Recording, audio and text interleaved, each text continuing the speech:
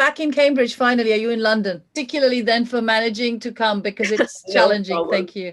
Oh, no problem at all. It's a pleasure. Welcome, Blessing. Lovely to have all our moderators here finally. Good afternoon, everyone. Hi, Manal. Hi, Manal. Are you here? I can't see Manal. She was there, but that's why I asked if she's still there. We can't No, see I saw all her the name and then it participants. disappeared. Maybe she's reconnecting. Yes, maybe. Miles, Mark, good to have you.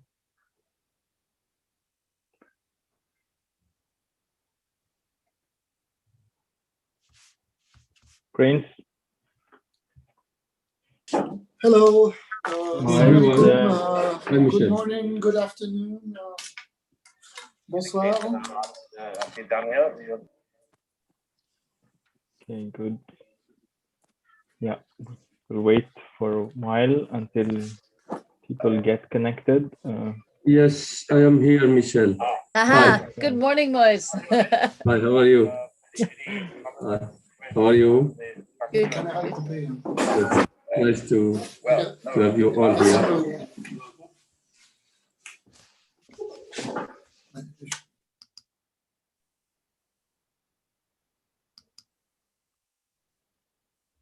Yeah, I can see Manal now on the second screen. Okay, good.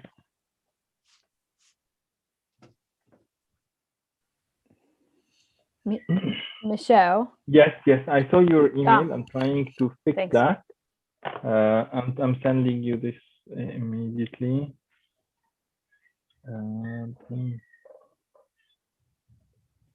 Not sure when.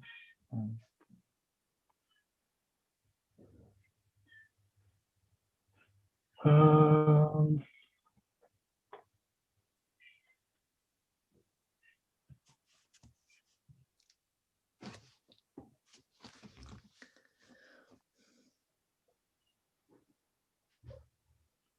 had this somewhere in an email. Maybe can, yeah.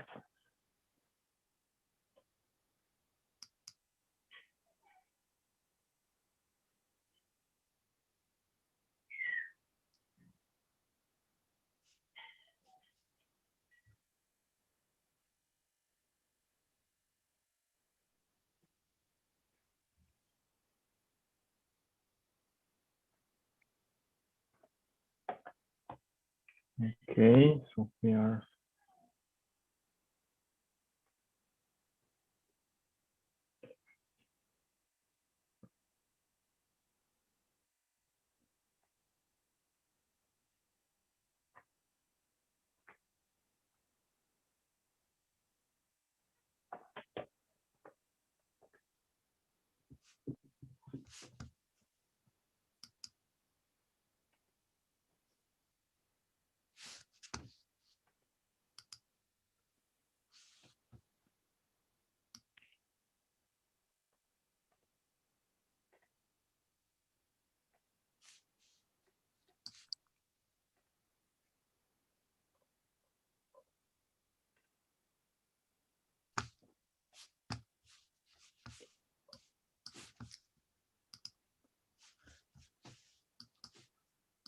Sorry, there's another person who's Shailaja Fanel. Could they please change their name?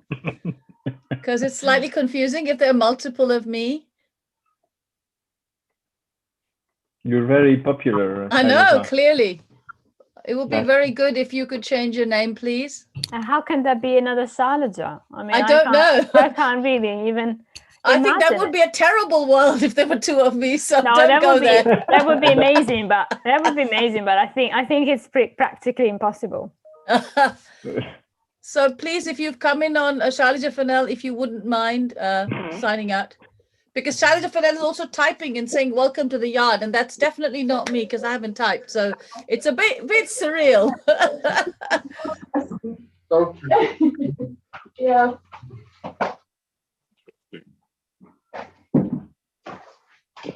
Sorry.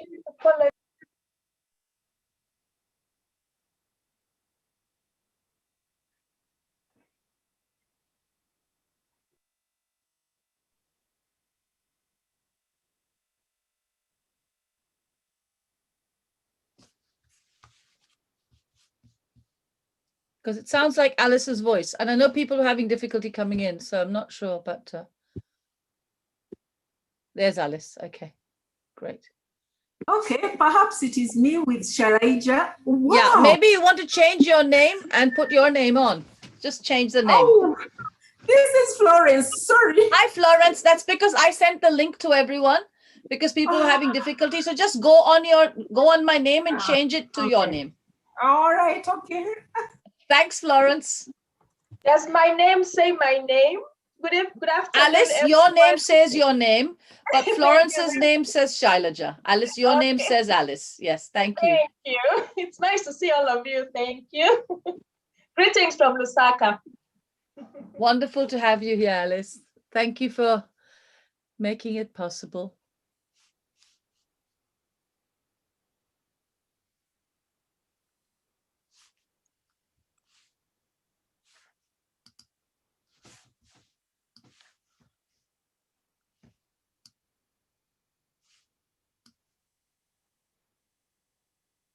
Now we see you, Florence, properly. Thank you, Florence.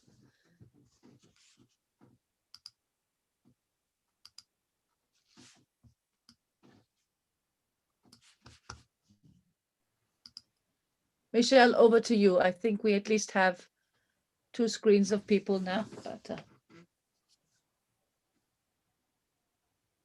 Okay, so maybe we should start. I'm actually pleased on my behalf and behalf of Professor Fennell and all the organizers from RU Forum, the Next Einstein Forum, and the African Researchers Network of the ASPB, and of course the UN Food Systems Secretariat to organize the first, I would say, Young African Researchers Dialogue. It took us a bit of time since the moment Shailaja and I received an invitation from the Systems Secretariat to organize this dialogue, but we are pleased to see many of you attending, and we are pleased to see so many organizations joining hands for that particular event. So I'm actually quite pleased to see this happening. And I just wanted, before we start, that to dedicate this dialogue to a great man that we have lost this year. It's a dear colleague of ours. Yunus Berada was a great believer in Africa, and he was a strong supporter of the partnership with RU Forum and others. And he had been a great support to us while organizing that. So I really want to pay tribute to him on behalf of the organizers, and we all wish that he could be with us today, but unfortunately life was too short, and it's good to remember him and to say that, Yunus, we will be continuing your way. We will be fostering partnerships, and we will be working together because you had the vision of Africa, and we want to keep on that path. So yeah, thank you so much. I leave it up to you, Shailaja, now. thank you very much, Michelle. I just want to welcome all of the participants. This is a wonderful opportunity. As Michelle says, he and I have felt very honored to be allowed to develop this idea of university dialogues with UN food systems, the summit coming up. And we both are particularly keen that it should be a forward-looking event, and most particularly to channel voices from where they are unfortunately least often brought across the global south. And it seemed very appropriate, and as Michelle said, with Yunus's particular championing of the cause, to start with the African region. So welcome to all of you, and thank you to so many people who've made this day possible. Thank you, Franz, for coming in to give us the keynote. Thank you, Francesca and Zeynep, for being our overall moderators and keeping us in order. And thank you particularly to Blessing, Nafisa, and Halima for being rapporteurs for individual sessions. But most of all, looking forward to hearing all your thoughts, your perspectives, what's wrong, and how do we get it fixed? What do we need to do to get sustainable food systems? Michelle, shall we turn over to our very able moderators now? Yes, I think that was our welcoming remarks from Silas and myself, and I'll leave it up to Zeynep and Francesca for the rest. Thank you. Michelle, I am very happy to join you today with Francesca at the Young African Researcher Dialogue. It is very comforting to see many young people concerned about feeding our growing population. I will give the floor to Francesca, who will introduce Agnes. Francesca, the floor is yours. Before that, I will please invite you all to mute your microphone so that we don't hear any background sounds. And thank you. Francesca, the floor is yours. Thank you very much, Zeynep, and thank you, everyone. It's great that the Global Food Security, which is part of the University of Cambridge, is contributing to this fantastic dialogue. And yes, without taking too much time, I'd like to introduce Dr. Agnes Kalibata, who's our UN Secretary General Special Envoy to the 2021 Food Systems Summit. And Agnes has been working in several other institutions, including IITA, and also Massachusetts University. And so she has a great array of experience. And one thing that struck me was that she grew up in a refugee camp. So I thought this is an amazing background. I'm really looking forward to hearing her video. Agnes, if you have access to the video to show it, please. Is Agnes with us, actually? No, Agnes is not. The video it's is with us. Okay, so Agnes is not. Okay, I thought that message. Agnes was also with us and she was showing it. Okay, Agnes great. is in too many places today, I think Okay, so. I fair think her enough. video is in many places. So do you have access to the video, Francesca? I think this is the one, right? Yeah. Can you see it? Share. No. Although I don't have the video itself. Oh, you don't have the video? Okay. No, okay. Let me send it across to you in that case, if that's... I have a link, but I don't... Yeah, you don't have a link. You have the link. That's all I have a link, but it doesn't seem to have the video. Sorry. Oh, because I think Safina sent us the video. That's what I thought. So apologies if that's not the case. Zeynep, do you have... No, Shaila.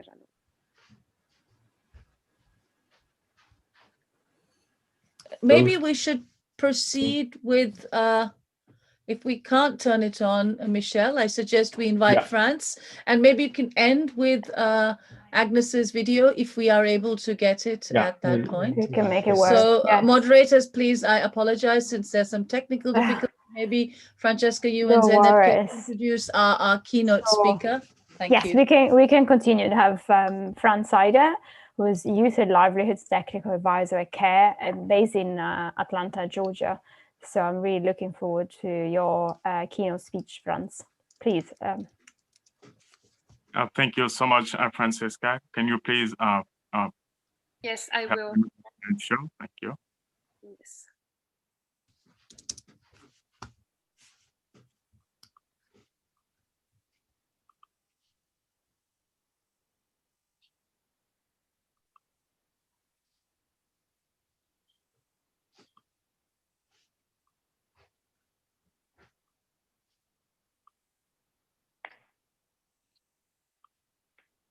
Thank you very much. Good morning, good afternoon. It's my pleasure to join you on behalf of my colleagues of the United Nations Food Summit and to present the Action Track 4. that concern advancing equitable livelihoods. It is a noble initiative. We think that you are engaging in that space to really bring about the data, the evidence that needs to be put alongside practitioners, policymakers, and country leaders to transform the food systems in a way that is equitable and serving everyone, especially the most disadvantaged group. In CARE's work, it's very important that the rights-based approach and gender transformative models look into ways to address inequalities and also externalities that are generated by the food system as it is right now. And as CARE has been leading the Action Track 4 on advancing equitable livelihoods, the focus has been really on addressing the agency within the food system, also as a priority issues on worker protection and decent work in the food system, and also as a third focus, which is the localization of food system. And when we think about rebalancing agency within the food system to transform how things work for everyone within that ecosystem, we think first about how we strengthen capacity and skills, particularly of women and youth and indigenous people, to become rightful participants in that space, and also change agents and champions across the food system. We also think, how do we strengthen their voices and promote equitable power relations? Because we know that those inequalities are very much anchored in the way their specific context, their communities, their markets, their country continue to generate those problems, and makes it difficult for them to have a fair share of resources, of access to capital, of participation to markets, and also to benefit from the dividends of technologies and techniques that could improve their conditions and their livelihood. And also, we know it's very important in thinking about access to resources that we make sure that land tenure rights and also control over resource and asset is something that at hand for many of the disadvantaged groups, especially women and youth. And also we support social dialogues mechanisms that will be very critical to bridge the gaps between those who fully participate or make decisions on those systems and those who thrive or who want to be part fully of the activities of the food systems, and also the dividends and benefits of being part of that. And as we promote those gender transformative approaches, we also think it's very important that we lift up youth voices and we support and foster more youth-led initiatives in the agri-food system, in making it more equitable and more at hand and reachable for other groups of people, especially small-scale farmers and rural communities that are really at the forefront of the food production activities. Next slide, please. The second focus on eliminating worker exploitation, or if we, in a positive way, ensuring worker protection and decent work in the agri-food system, is very important in making sure that we address rural poverty, in making living incomes and wages that are good for small-scale farmers that are participating in agricultural activity and producing the food that we eat, and the businesses that create a large range of dividends for communities and markets. We think it's important that we strengthen labor regulations, that we improve the governance of labor markets, and endorse ratification and effective implementation of international labor. Particularly this year, we think it's important that we advocate for more for the elimination of child labor. We know the externalities that the food system generate. And with more than 71% of youth involved in child labor are mostly into agriculture work and every part of the food system. It's very important that we address that in a way that is consistent with the scope of the problem within the food system, how it is generated, how markets create those conditions, or the labor relations and regulations can help in achieving that level of protection for children, for youth and adolescents. And finally, on localization of food system, we think, how do we make food system finance accessible to rural people? How do we make small-scale farmers, workers, youth workers, women groups, cooperatives, how do we make those resources available for them so they can fully enter and take advantage of the opportunities of the food system itself? And in doing so, how do we institutionalize demand-driven transformation within the food system is very important to bring those changes and improvement into those key actors that are mostly poor household and rural groups, particularly women and youth.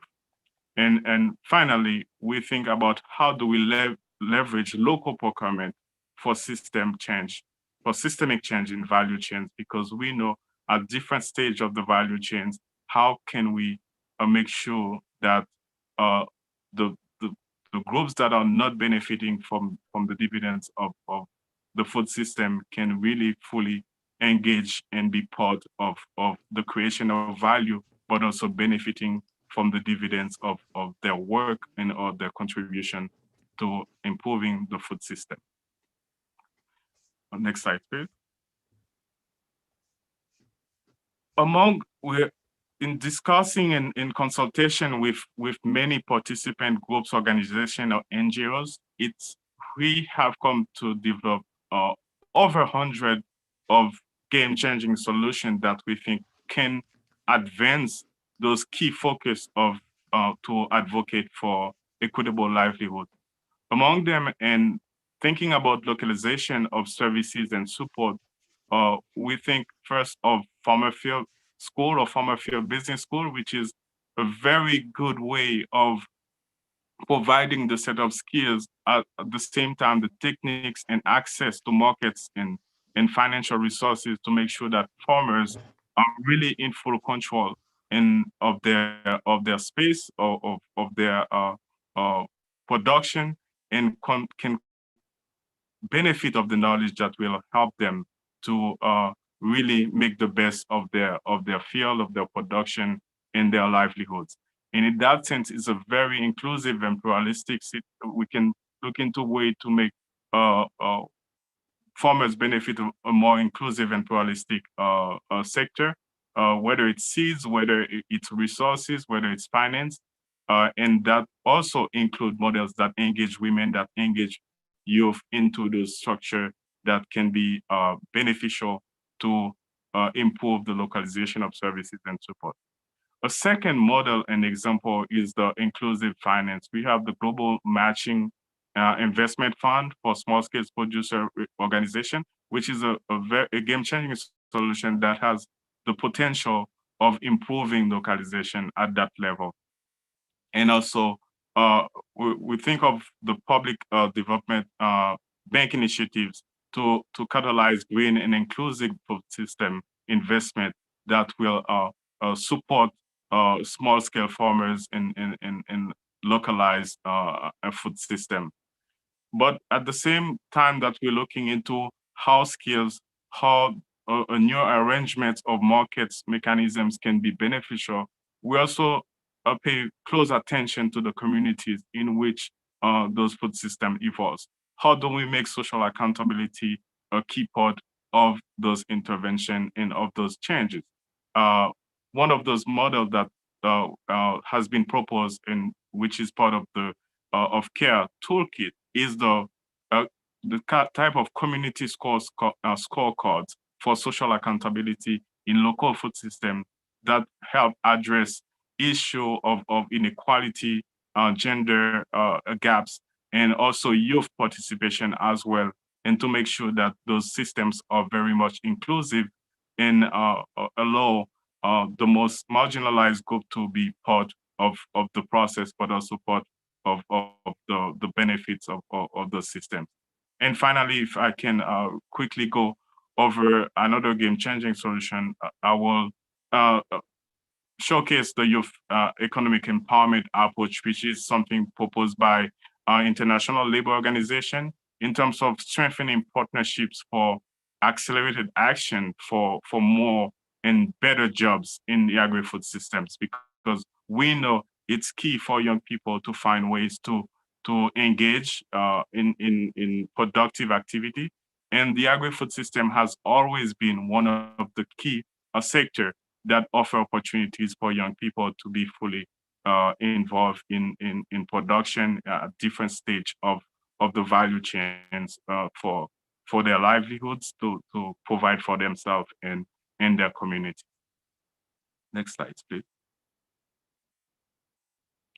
So in that, we can summarize really quickly in terms of pillars of youth engagement in the food system. We really focus on agency. How do we empower young people and make them become more resilient to all kind of stressors and shocks that is part of the functioning of the food system itself. We have so many issues of nutrition, of access, of affordability, and of production, climate adaptation, and so on.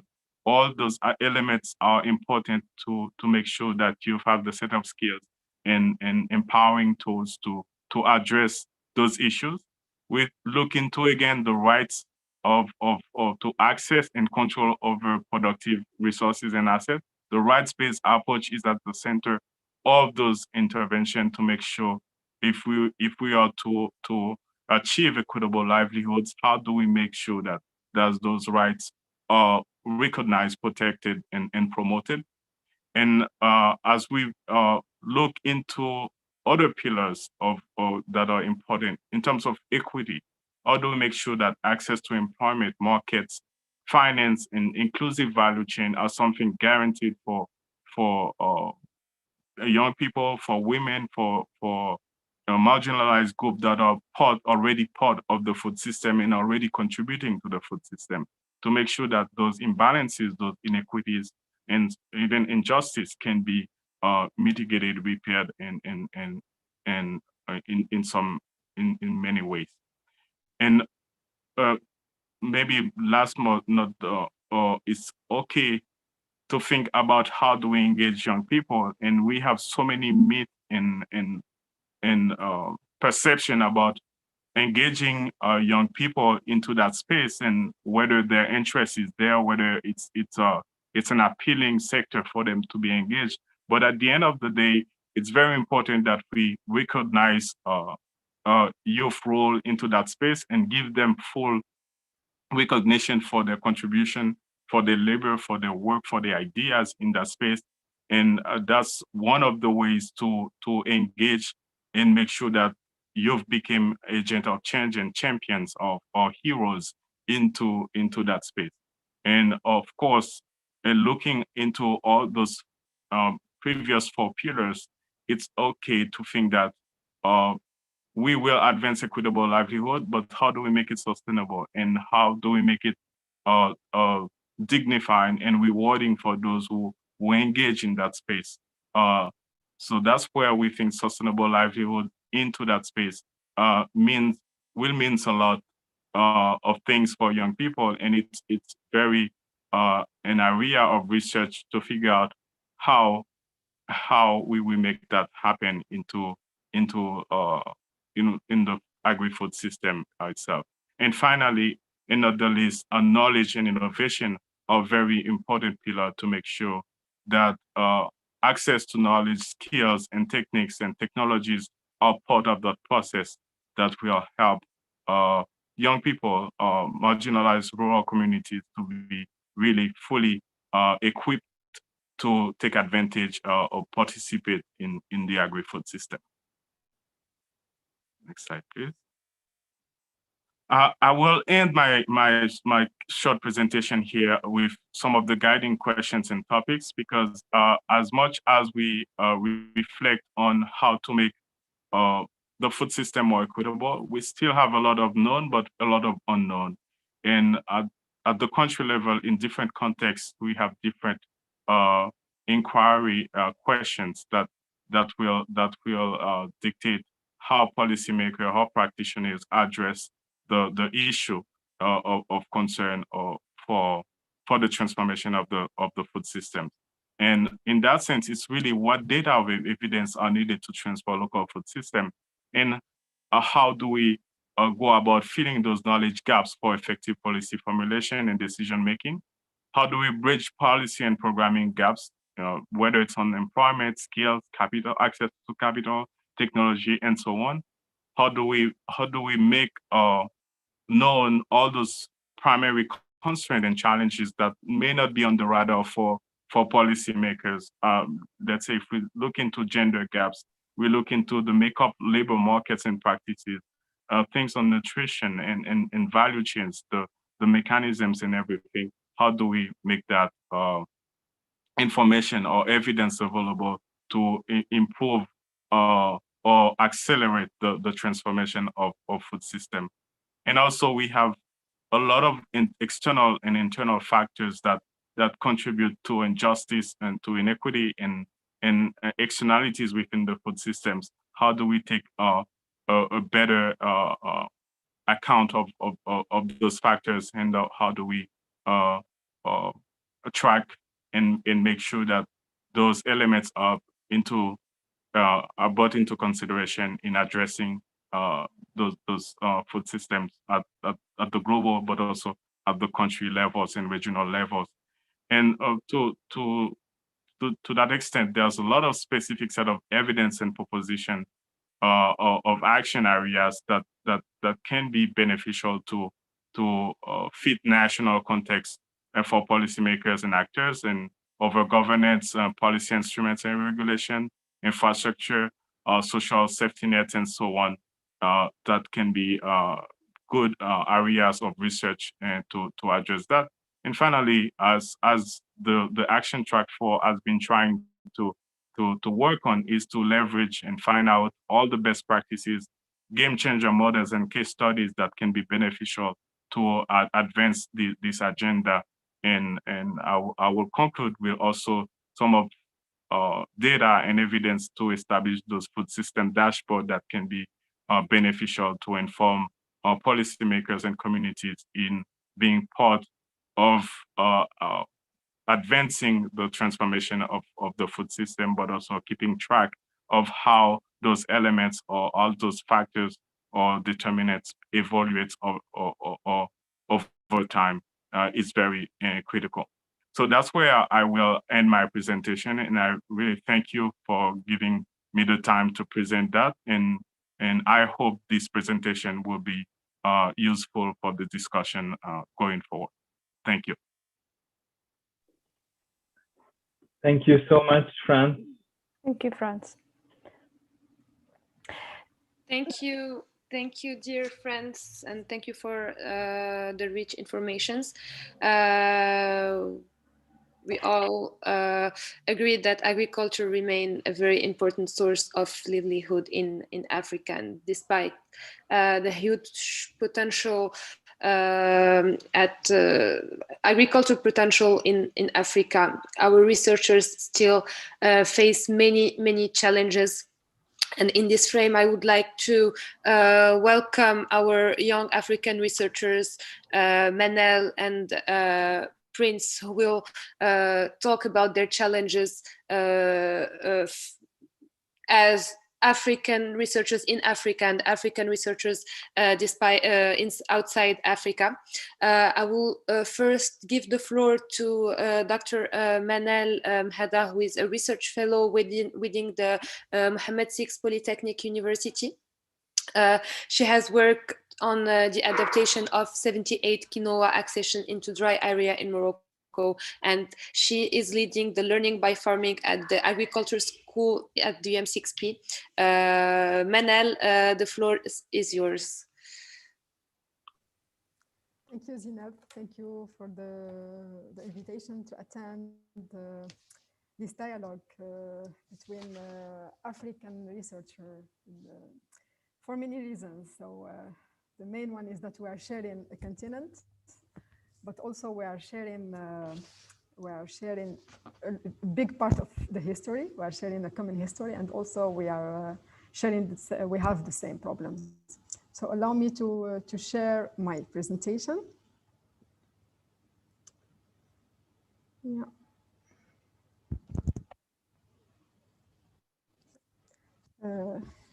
I think is it sharing? Yes, yes, Manal. Can you see my screen? Okay. Yes. Thank you very much. So I chose this title so this morning. So the challenges facing African researchers, what are they, and what we need, what are the needs, what we need to do, and how to do it. So we all know the challenges that we're facing in Africa.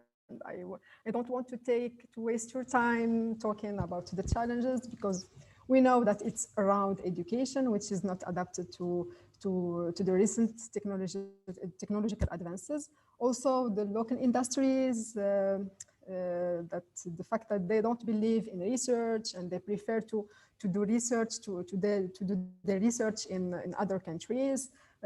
Out of Africa, and also the fact that there is no link between research and development and the industry, and also the lack of interest in research by the policymaker. So all this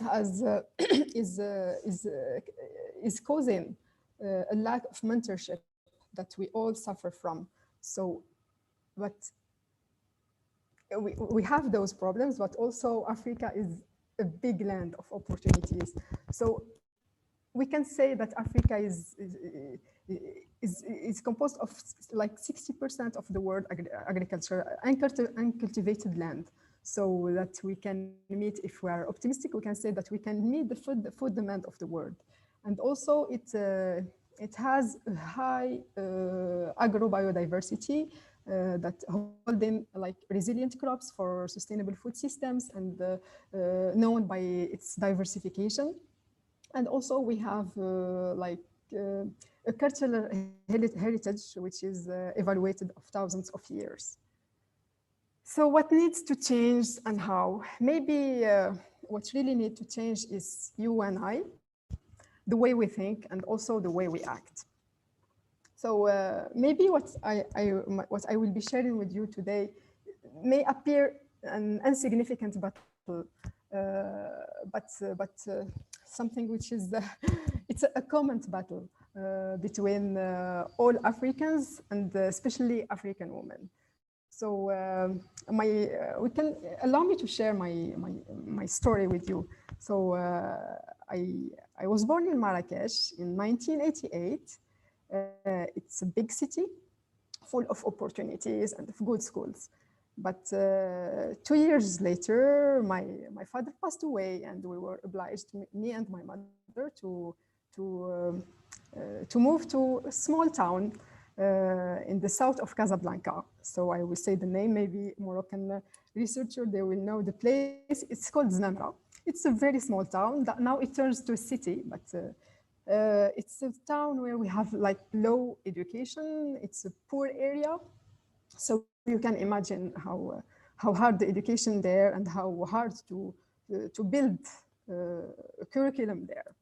So that was, sometimes I say that unfortunately I went there, but when I turn back and I see what the good things and the great things I got from there, it's extraordinary. It's something that opened my eyes to nature, to see the beauty in flowers, to see the beauty in plants. So my education journey was in public school and also public university in Morocco. I conducted my elementary school in this town. Then we moved again to Marrakesh for my high school and also university. And the battle didn't stop here. So I decided to stay in after my obtaining my baccalaureate. I decided to stay in Morocco because of my some family issues. So here I believe that even in Morocco we can do something and we can be someone we can be someone. Well, so I conducted the PhD in agronomy in Yaveh Institute of Agronomy and Veterinary Medicine in Rabat, and well, there something happened. So actually, sometimes I don't know what happened exactly, but it's like many wake-up calls. Maybe they happened before, but I was blind. But the journey there at Yaveh was very interesting and very important and life-changing, since I joined an organization that enable progress through entrepreneurial action. So anything we do, we need to think in an entrepreneurial way. So maybe that was the point that happened. And actually, we were like at Yaveh, we are like more than 63% are girls.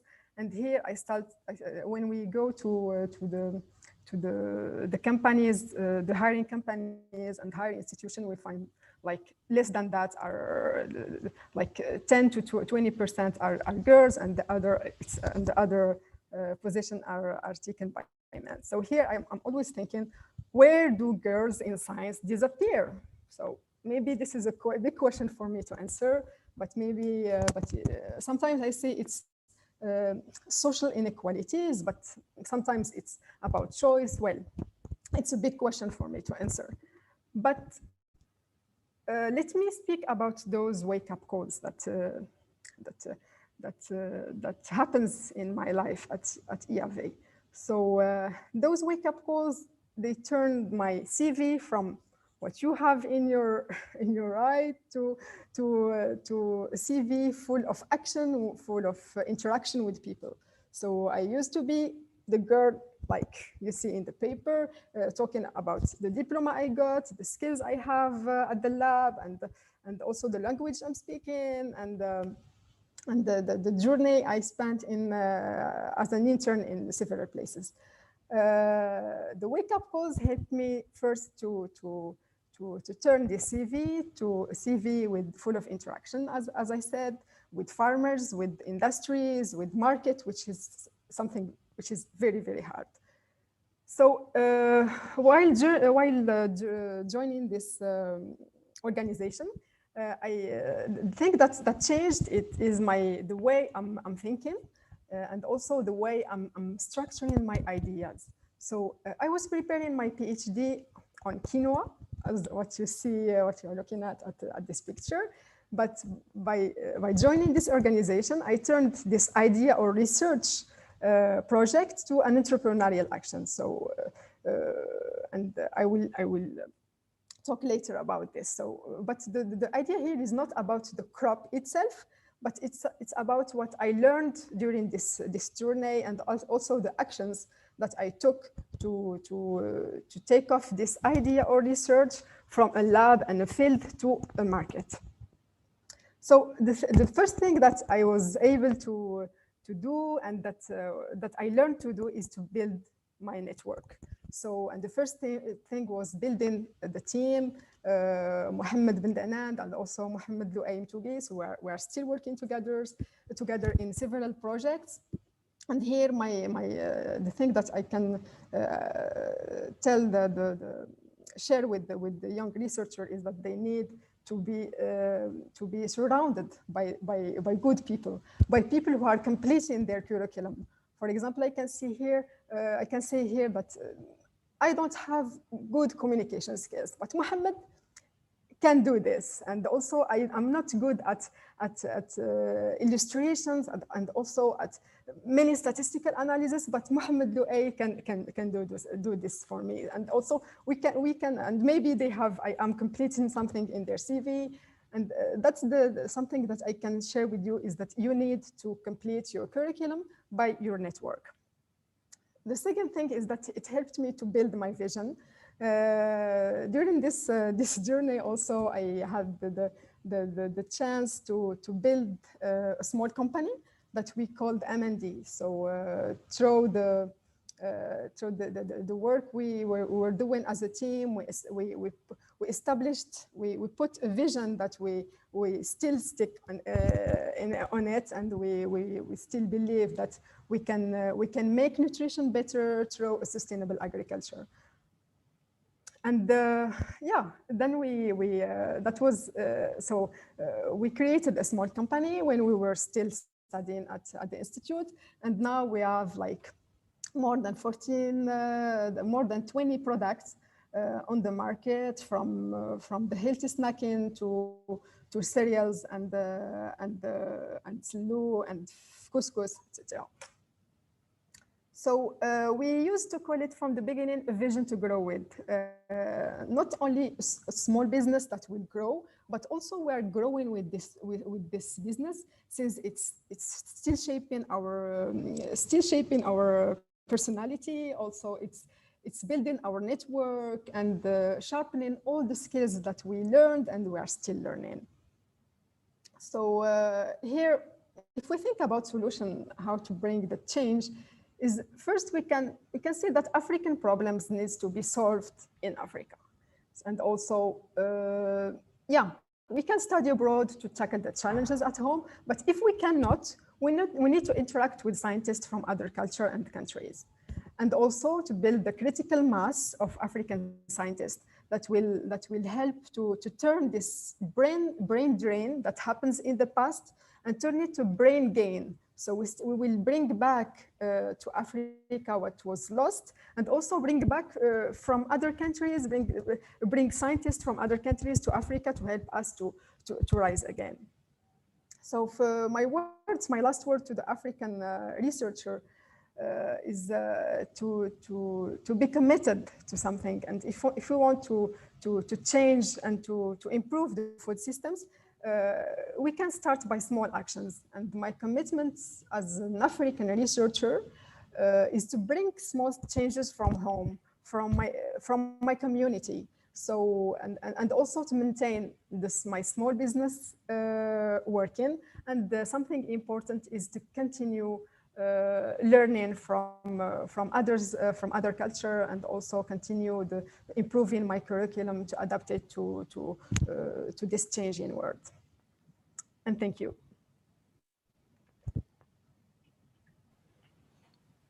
Thank you, Manal. That's wonderful.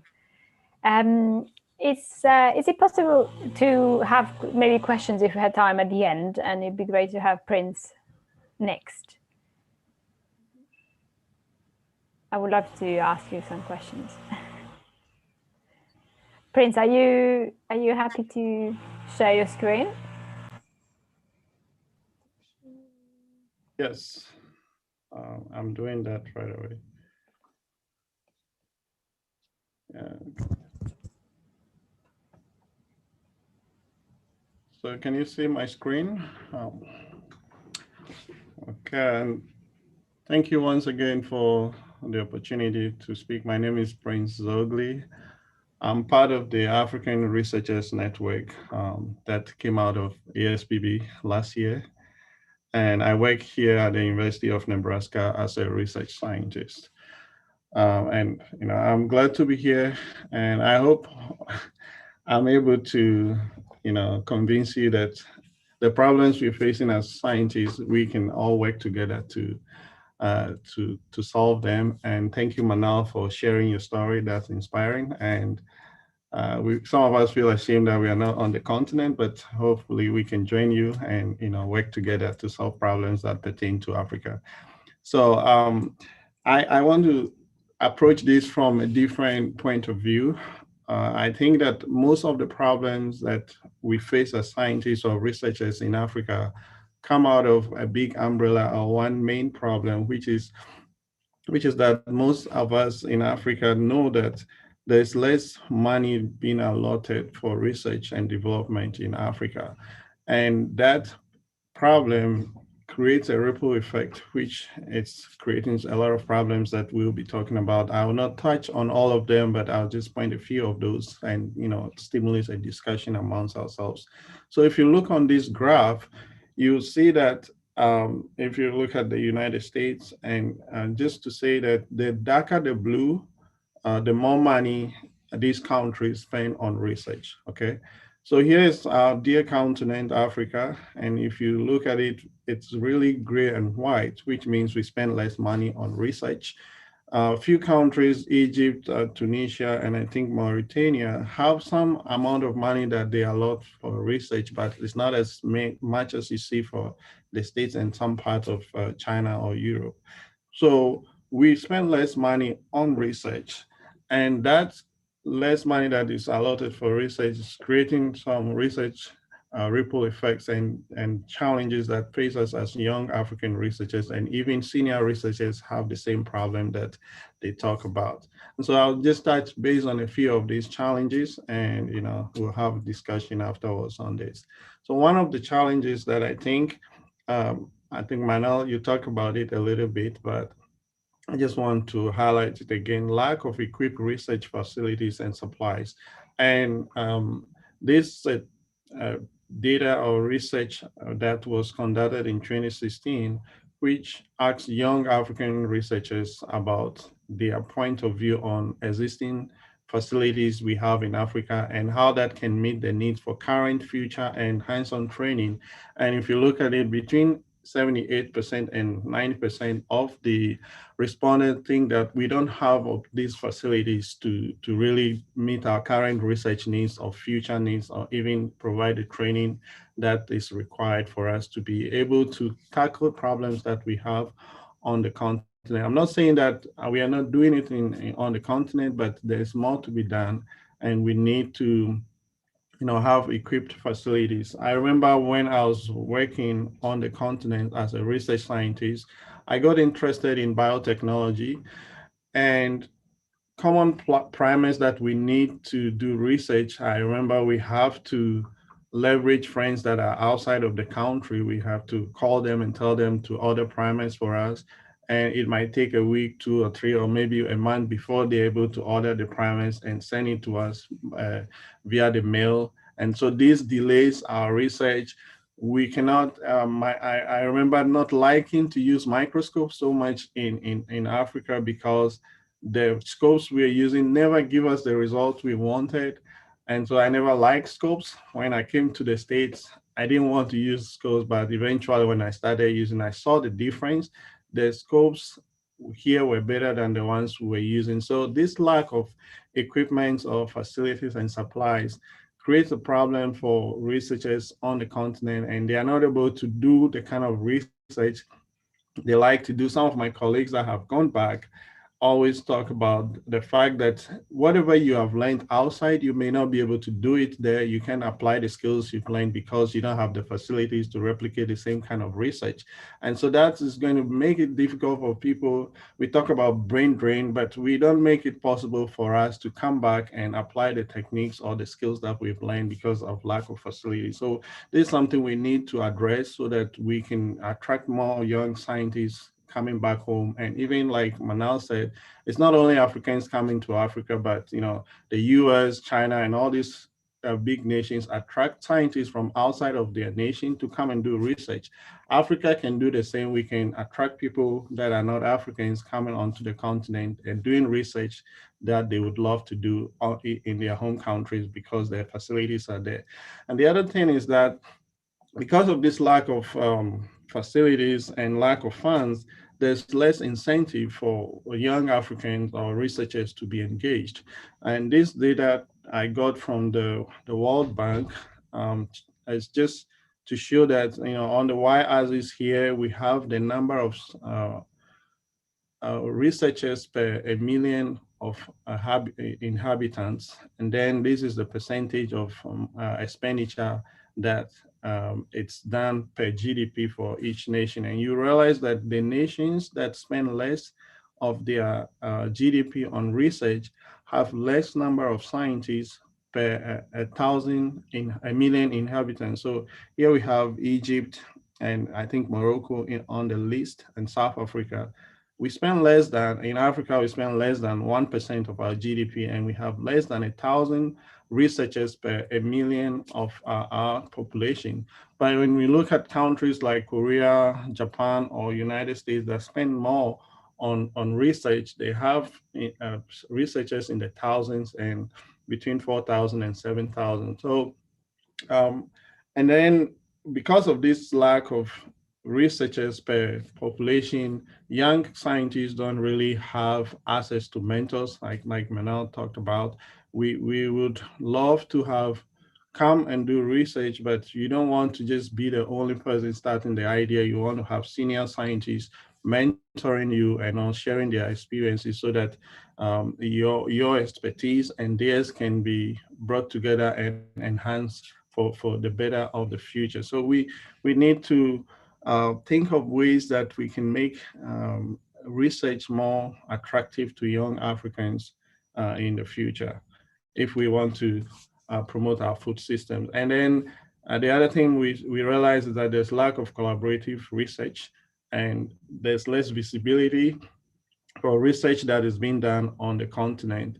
So last year during ASPB, Modesta, one of the members of the African Researchers Network, contacted us, and we were talking about this lack of collaboration among Africans, even outside of Africa or with Africans on the continent.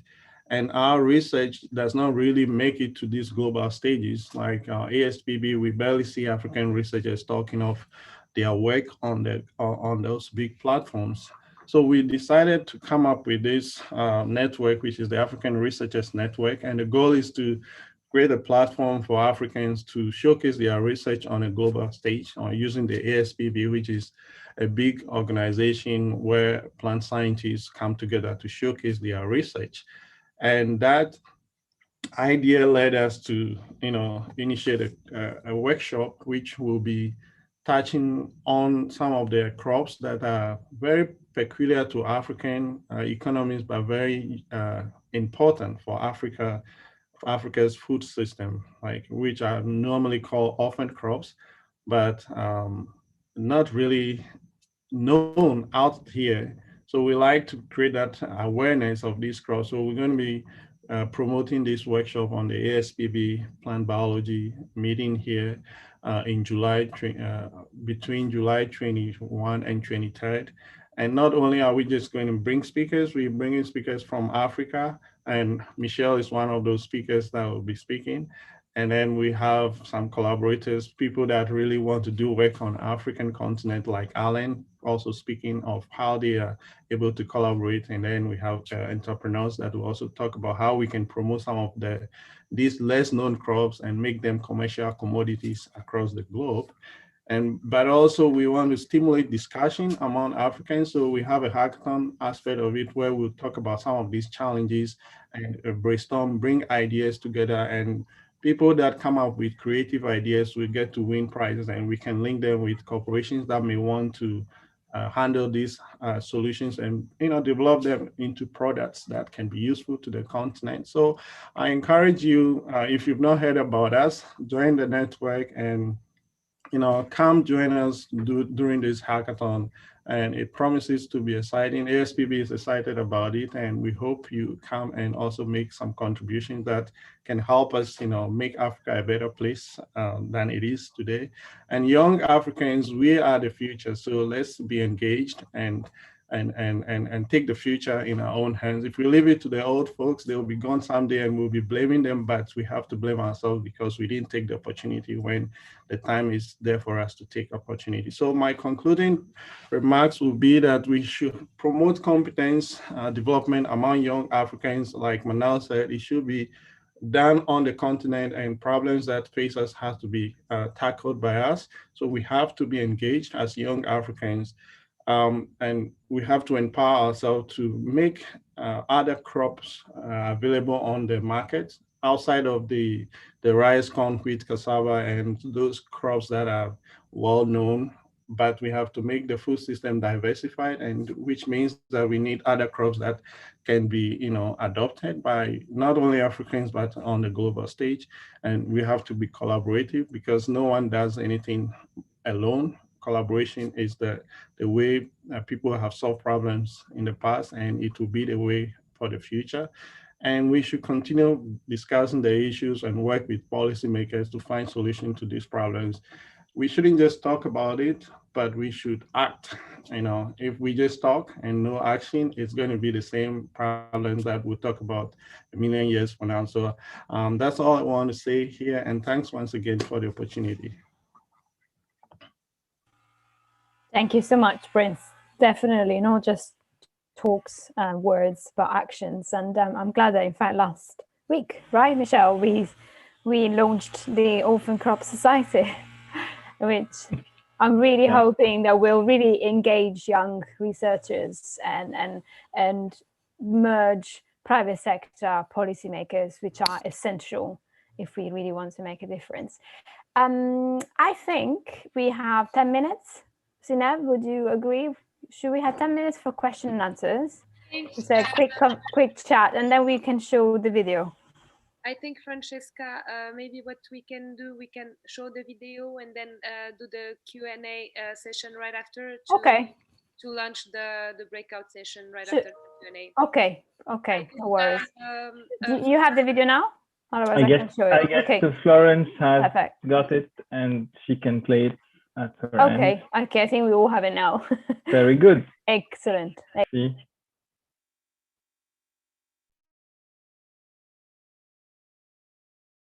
Food System Summit to unleash. Your Excellencies, colleagues, and friends, as you know, last year the UN Secretary General called for a Food System Summit to unleash the power of food to drive progress across all 17 United Nations Development Goals. I thank you for stepping forward to become a leader for the food system's change. These dialogues bring together people from all parts of society to share evidence, experience, and new ideas. Food is powerful. The food we eat brings us together as families, as communities, and as nations. It underpins our culture, our economies, and our relationship with the natural world. The world's food system touches every aspect of human existence, which makes them valuable instruments of change. The reason we are having a summit this year, and the reason we are here today, is because we are off track.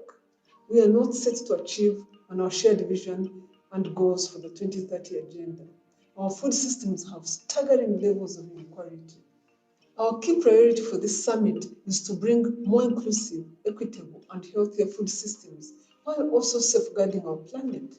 These dialogues are a core element of the summit process. They are an opportunity to come together and identify priorities and actions to be taken for a better future.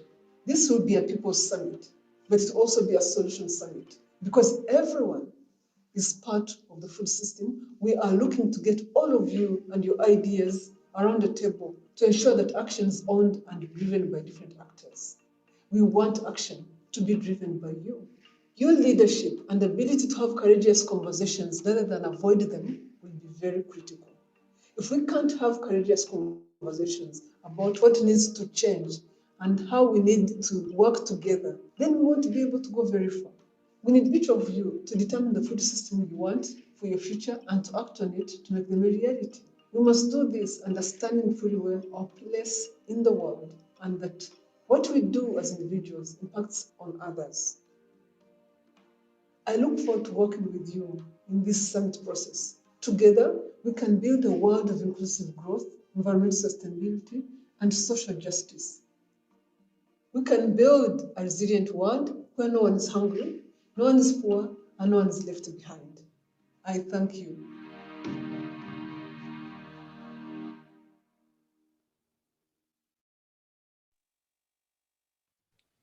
Great video. So I think, Francesca, now we can move forward and proceed with the Q&A session.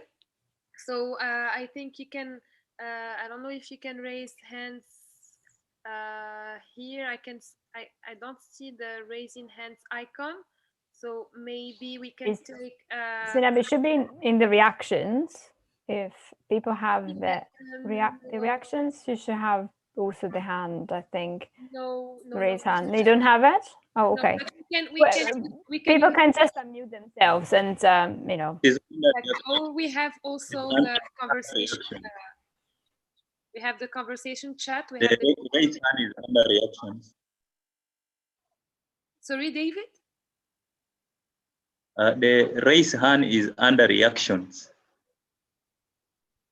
Not everyone has it, I think, but it's okay. You can just unmute yourself or just ask your question on the chat conversation. I guess you have a small icon called reactions. I guess if you click on it, you have raise your hand and you got it. It's just a smiley face on the right hand side of the bottom end of your screen.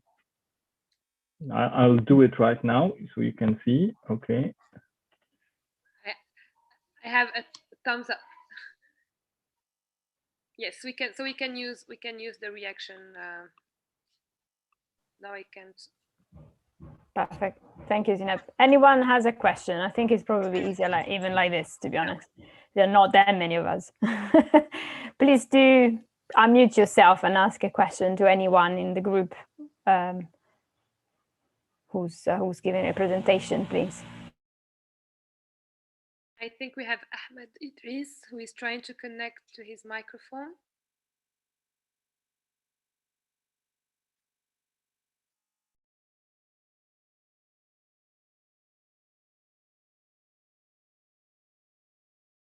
If you can't connect to the microphone, just put it on the chat, write it down. I think it would be a lot easier to manage. Whoever has a question, just write it down.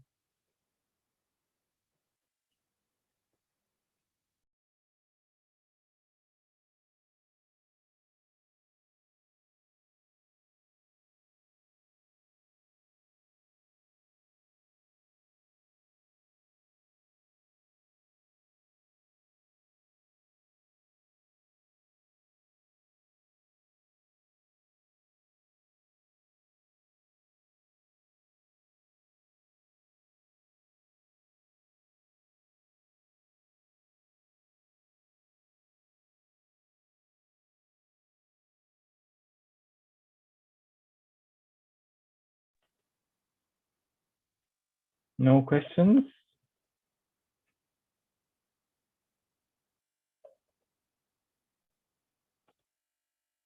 We have a question. Oh yeah, okay, we have a question.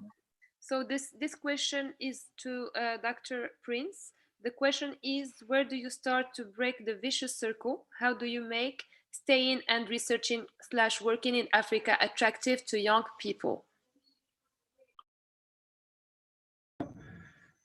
Yeah, thank you for that question. It's I don't think I would be the authority on answering how we can break the cycle, but I think that one of the attractive things that can make people want to do research is just have equipment available, because as millennials, you know, a lot of us that are young right now are millennials in our 30s, and there's a research that shows that young people want to do stuff that you know, they love to work on. So they don't just want to make money, but they want to love the work they're doing. So if you're going to be committing your life to research and it's going to be so difficult to do what you like to do because there are no facilities, it will be difficult to attract young folks to get into the labs and do research. And our food systems will not survive without the material. We have to have the farming system in operation, the materials, the genetic material that has to be in the soil to produce the crops and food that people will feed on. It's there that we need to ensure that young people have the facilities they need to do research. And when they have that, it will be easy to get them to work. The money aspect of it will, you know, by default come, because if we have facilities, people will want to do research. And when we do more research and generate products out of it, income will come as a default. So that's what I think will make things attractive to young people, and just collaborating among ourselves. People that like to do work together will definitely come up with ideas, and those ideas can generate, into entrepreneurial ventures in the future. So collaboration and promoting investment in research is where I think we can tackle this issue from. I hope I'm able to convince you, but if other people are on the call that think otherwise, feel free to contribute, and thanks.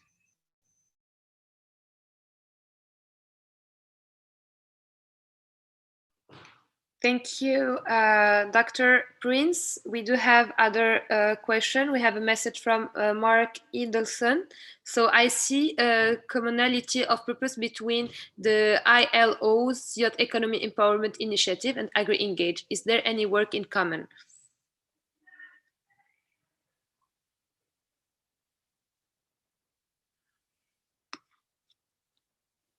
Who can... That's the question Mark, for your France. question is for who? Hello. Yeah. For France, but anyone can answer that has an answer. So France, this question is for you. Yeah, thank you, Mark. Frankly, I'm not familiar with AgriEngage, but if you can explain a little bit what AgriEngage does. But as far as the International Labour Organization, it's really this is not a new building partnerships that address youth unemployment, because we know it's a very important issue. And how do we engage young people? And there has been a lot of initiatives, a lot of action in that respect, and maybe with limited investment to make it happen. But in recent years, we came to that consensus that there's a need to build that level of partnerships in terms of leveraging the opportunities in the agri-food system to create jobs, but decent jobs for youth, but also in a more innovative and appealing way. And I think the same thing as we think about engaging researcher, it's a little bit the same when we think about engaging young people into that space. How do we make it agriculture appealing for them? And there has been research, there has been studies that address some of the perceptions or myths around youth engagement in agriculture, especially if I may cite Dr. Yeboah that works on how mostly in sub-Saharan Africa, how youth can be, we have thought that youth are not very interested in agriculture as a space for livelihoods, for economic empowerment. But the reality is that youth are already engaged in agriculture, and it has conducted a lot of research across many countries that show that perception that youth are not interested in agriculture is not that there's not a lot of truth in it, because the youth in rural areas and mostly in marginalized communities, they have limited choices, and usually agriculture is the only option. So in that sense, I think initiatives that really capitalize on that level of engagement of youth or interest of youth in that field, in that sector, is very important. And I think initiatives the like of ILO to bring that level of partnerships in bringing investment in capacity building, in access to resources, to capital, to innovation, can be useful to address youth unemployment and make the agri-food system more equitable and inclusive to youth. I will, in terms of comparing it to AgriEngage, definitely I will need more information on AgriEngage, which I don't have, and I hope that answer partially the information. Thank you for the AgriEngage. Well, thanks. I'll just introduce AgriEngage very briefly, and I shared in the chat the link to the website of the program. Basically, AgriEngage is a 3-year program that started January this year to reform entrepreneurship education for the agri sector in North, West, and East Africa. I think the South of Africa is not included in this particular project. In the consortium are 8 African universities and 2 European universities. One of them is UM6P, to which I belong. And RU Forum is a partner of AgriEngage for the dissemination of the curriculum, the curricula that are being developed over these 3 years. And I'll say no more because there's a rich number of topics to exchange today.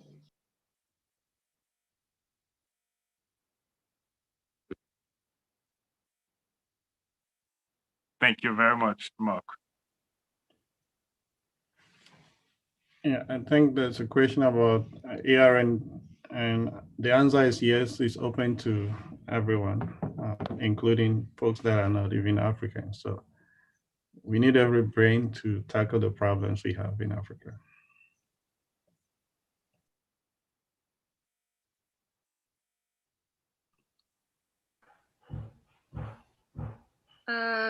Thank you. I think we will take 2 more questions. How much long time we still have, Michelle, for the question answer? Maybe 5 minutes more? 5 minutes. 5 minutes. I think Halima's hand is up. Yeah. Okay, perfect. So we have a question from Emmanuel from Rue Forum. So it goes to Prince. Is the African Research Network open to all? And Zineb, he just answered. He had just answered. He just that answered question. it. Maybe we have Halima too. Yeah. Hand risen. Halima. Please, Halima. Thank you, Michelle and Shailaja. I think when I heard Prince speak, I could really, as an African researcher, relate to a lot of the points that he's made. It's hard sometimes for African researchers to go home because of exactly the problems and the challenges that he has described. And to me, from Niger, Halima from Niger, sorry, I forgot to introduce myself. Being part of the Next Einstein Forum Network has really been a game changer in many respects, in that the Next Einstein Forum, I think the idea really is to make of Africa a global hub for science, research, and technology. And I remember in 2018 attending the first global gathering on the continent, and it was life-changing in many respects, in that feeling of isolation and is taken away, and that feeling of being part of a large ecosystem. And I think it's critical that such spaces be created, whereby African researchers, young researchers, but also mid-career level and advanced researchers can find a space where they can share knowledge, but also be on collaborative projects together. And the second point I wish to make in relation to the Next Einstein Forum is that we know there's a lot of good research happening on the African continent in all fields, but many times we don't see that research in journals because we know there's a politics around the production of knowledge. And there's a lot of difficulties in terms of access to top journals or journals, just broadly speaking. So what the Next Einstein has done is to create this journal called The Scientific African, which I really encourage you to look into as a way to bridge that gap and to allow research produced on the continent to be available to the continent, but also to the world. And the last point, which I believe Manal was making reference to, I also went to public school in Niger, and I remember going to the laboratory only maybe 3 times in my life during my studies in Niger, and was to do very basic experimentation.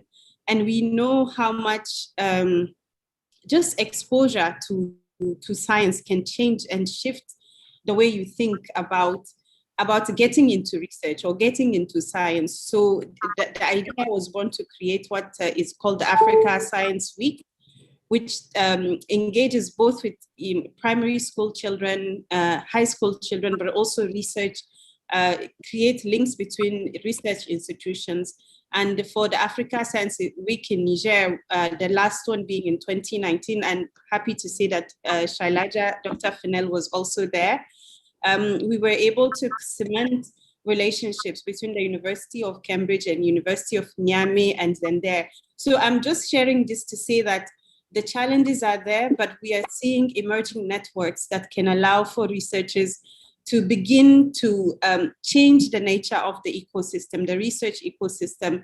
And I really love to work with Africa Research Network, hear more about, I guess the link has been shared, so I'll really be happy to connect and engage. Thank you.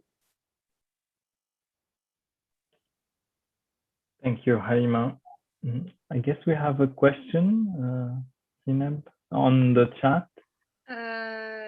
Yes, so we have here many other questions. So I think we will take the one from Al-Hussein Diarra. So the question is it possible to improve the entrepreneurship of young researchers in the field of agriculture with the sole commitment of research institutions? We see that the commitment of public policies is still weak, whereas is it only this commitment that can facilitate the obtaining of financing for small projects? Thank you, Al-Hussein, for your question. I can leave the floor for...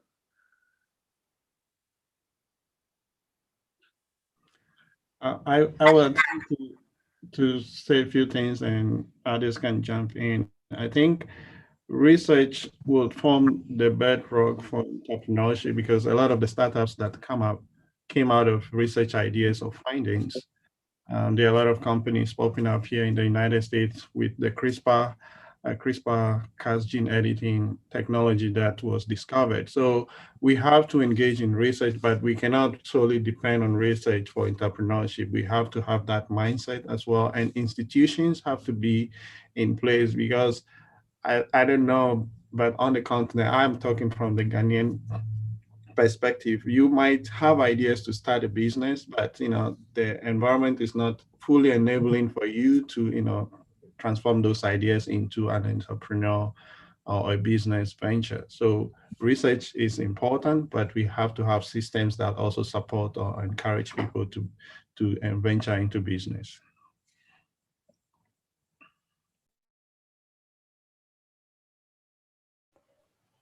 Thank you, Prince. Maybe we can leave other questions until the end of the breakout session. We will leave you with the breakout session. I think pop-ups will appear on the screen.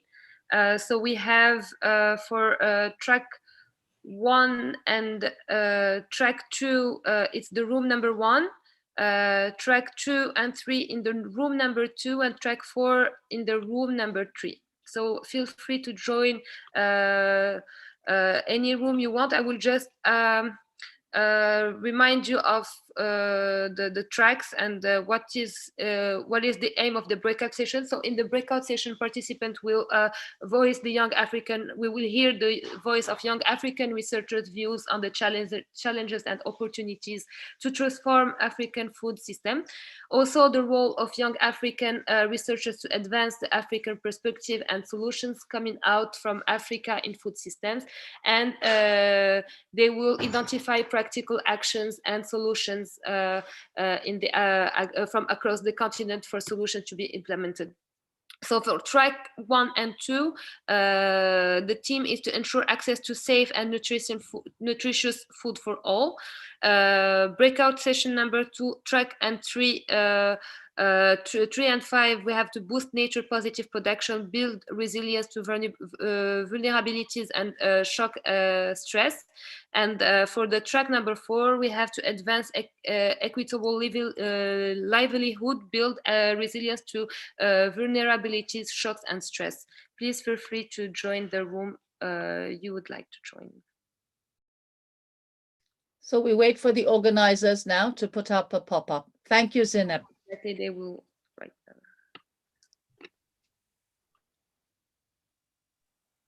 The pop-up is already up. Please choose. Sorry, Florence, the pop-up, we can't see it as yet. Yeah.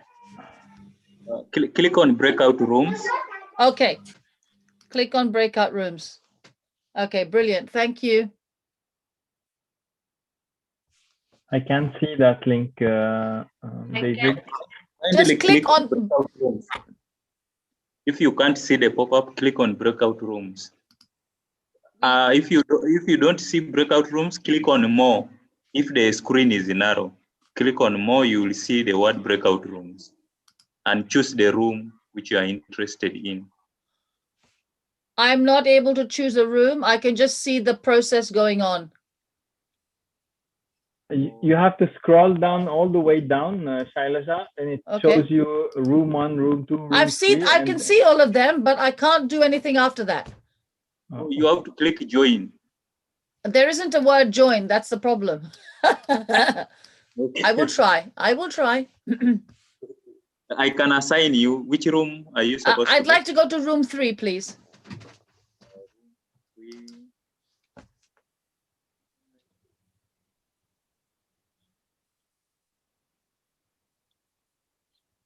Okay. I've sent you room 3. Apologies, Zineb. I need a bit of help. I can't find the breakout rooms. Let's see.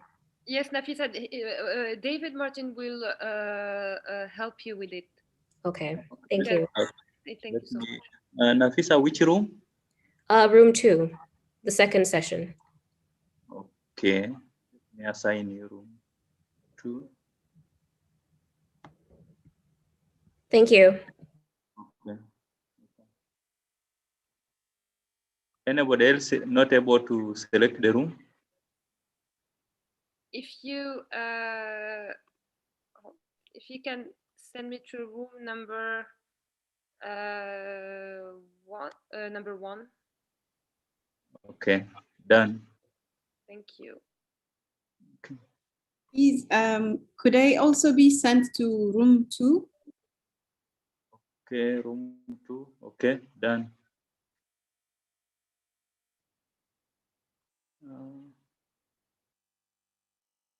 Anybody else not able to select the room?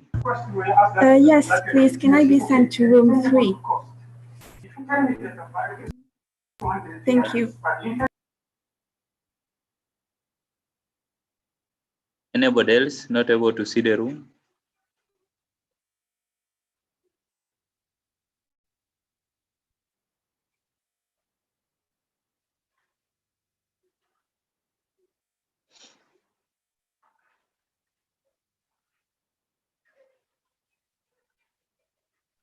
Hello, sorry, I think I went to the wrong room. I'm supposed to be in room 1.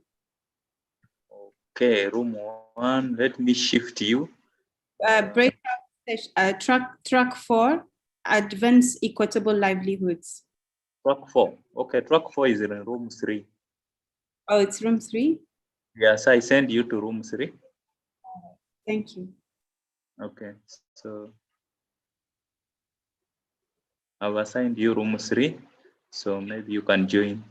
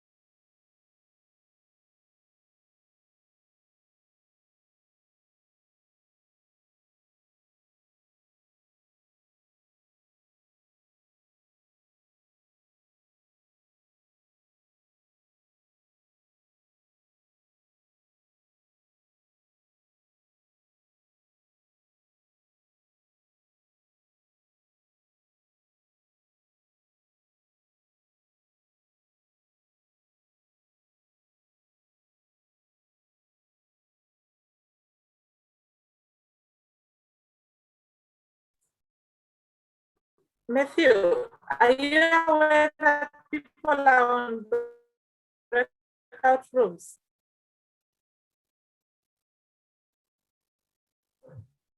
David, is Matthew in? Sorry? Selma. No, I'm asking if Matthew is aware that people are on breakout rooms, because we have one participant here in the main session. So I'm asking if he's aware. I don't know whether he's aware, but he is already assigned the room. He's assigned to room 3. He has to just accept. He's already assigned. Okay, maybe he left the computer there. It's okay. Maybe, yeah, that's true.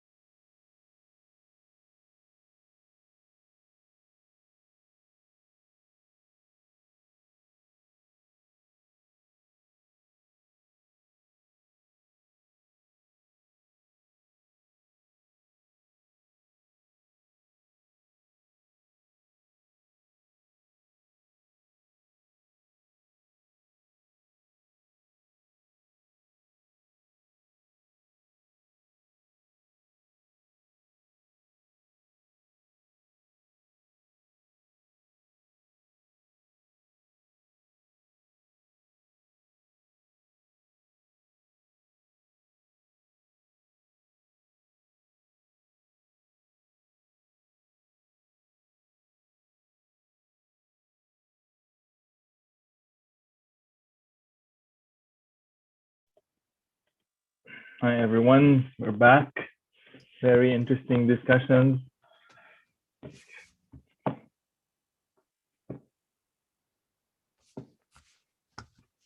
Okay, are we all back? We've more or less, yes. We've lost some people because it's been They're stuck between rooms. or they're fed up with virtual meetings, which also makes sense. So we totally understand that. Yeah. So do we have Oliver with us? Or I can't see him, but maybe he's stuck in a room. I can send a message and find out. Just a moment. Okay. Yes, but meanwhile, I would like to, please. First of all, thank you all for the very interesting and rich discussion. I believe the other rooms were as interesting as the first room I was in. I want to congratulate the moderators, Blessing, Nafisa and Halimatu for the great moderation and the great discussion. I would like to invite everyone, if it's possible, to turn on the camera so that we can take screenshots for our post-event communication. It would be nice to have smiles everywhere. Thank you, everyone. Perfect.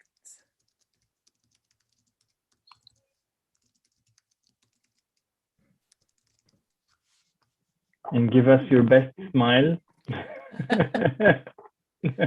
Yeah, we should have done this earlier when we had lots of more participants, but it's okay. It doesn't. Number are totally insignificant. It's the quality. The smiles is what matters. The smile is what matters. Exactly. Exactly.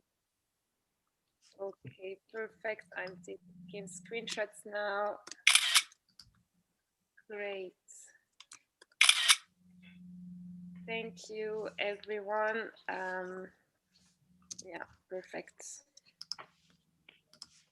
Do we have Oliver with us now? Not as yet. I suggest that maybe we have each of the rapporteurs make a presentation. I've sent a message to UNFSS that Oliver joins us. That is good, but maybe he is between two things. So maybe we can start with, if that's all right, Zineb, if you'd like to start. Of course, yes, that is on the program. I will invite Blessing to wrap up a little bit the discussion that has been on the room number one. Blessing, the floor is yours. You have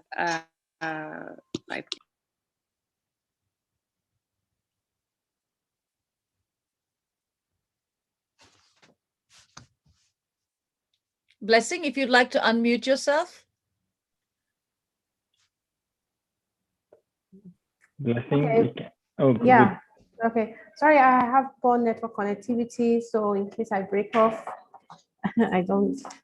Okay, from our section, we were looking at the first two action tracks: ensure access to safe and nutritious food for all, and then a shift to sustainable consumption patterns. We had a very robust discussion. Some of the things, one of the voices heard in our conversations were the need for collaborations in orphan crop research among African young researchers, creating market for these orphan crops.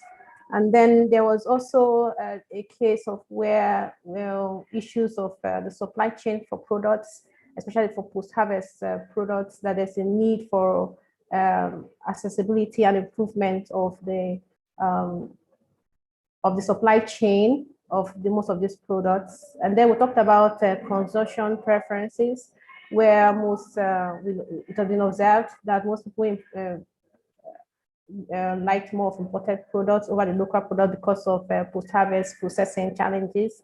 And then there was a lot of suggestion on how to improve on utilization of our local products, like forming food channels where our local products are being prepared, to encourage people to also want to try that out. Then there's also a need for us to conduct outreach, get feedbacks from survey, from the scientific community, and also the consumers and farmers. There was also a talk about a paradigm shift where we started to see themselves as service providers, and allowing the consumers or farmers to participate in the initiation of the project so as to adopt the technology at the end of the project cycle. And then there was also a need to, when we talked about policies, how to communicate our policies to policymakers, there was a suggestion that sometimes we might have challenges trying to communicate our evidence to the policymakers. So we have been encouraged on our own to create an enabling environment for our research, to also continue to communicate our research, constantly communicate our research. If it requires us talking about TV channels or using different media houses or media platforms to advocate and sensitize people about our research results.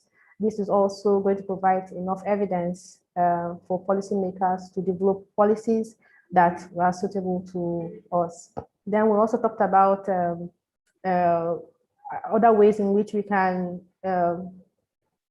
make our research available, communicate our research, is like doing startup companies or developing products that they see, and then our business ideas that we will now convert into business ventures, that this can also be a way to help us communicate or provide the evidence for our research to the policy makers.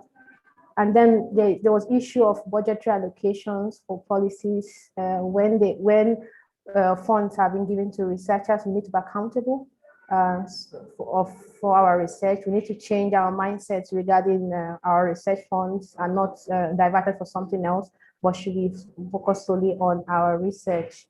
And then there was also a call for us to have funding organizations in Africa that will help researchers in different institutions to carry out good research that will help to improve access to food and also the consumption of our locally produced or improved crops.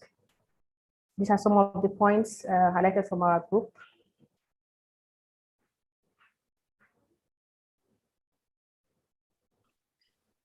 Zainab? Yes. Sorry, shall we go to the next one? Yes. Yeah, we can move to the next one, and then we can have a final, if there are any burning questions at the end. Yes.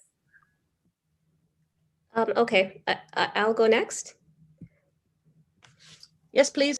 Okay, yes. Great.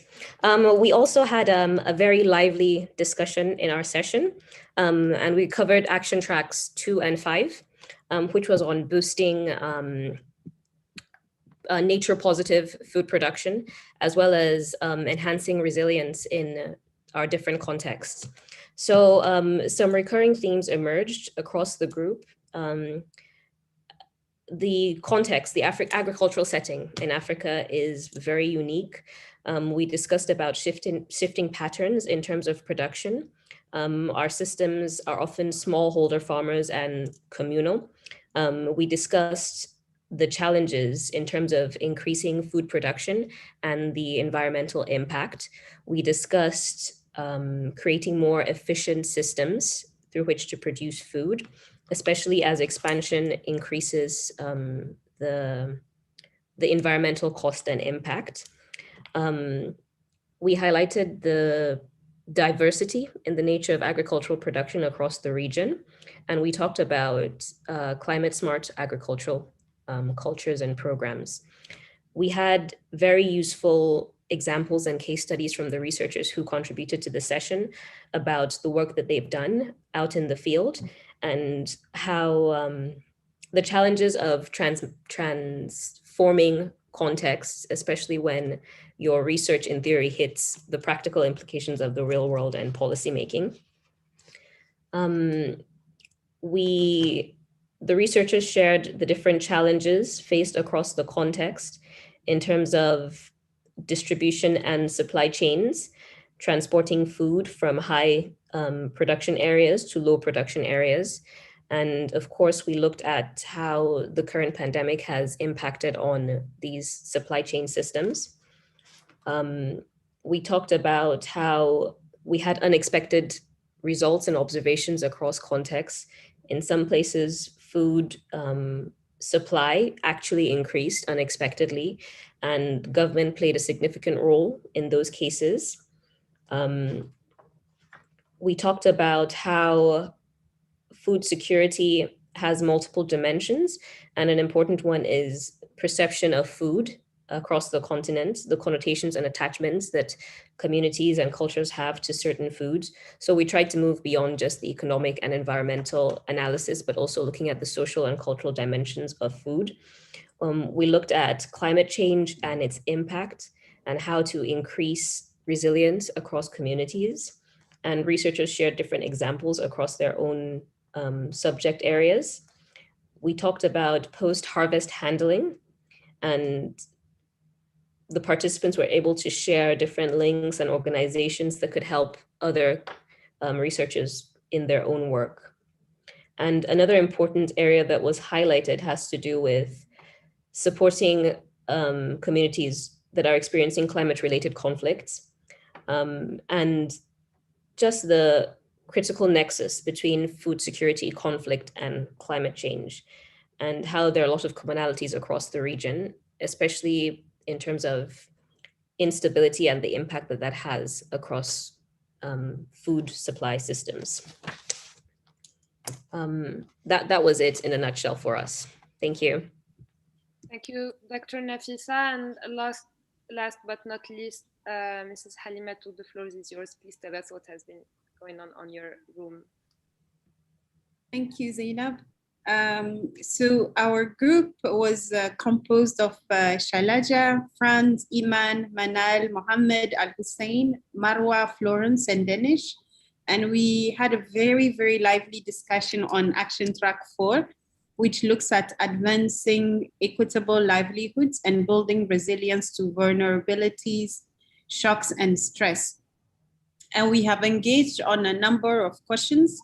The first being one of the questions raised by Franz in his keynote presentation, which is what data and evidence are needed to transform local food systems?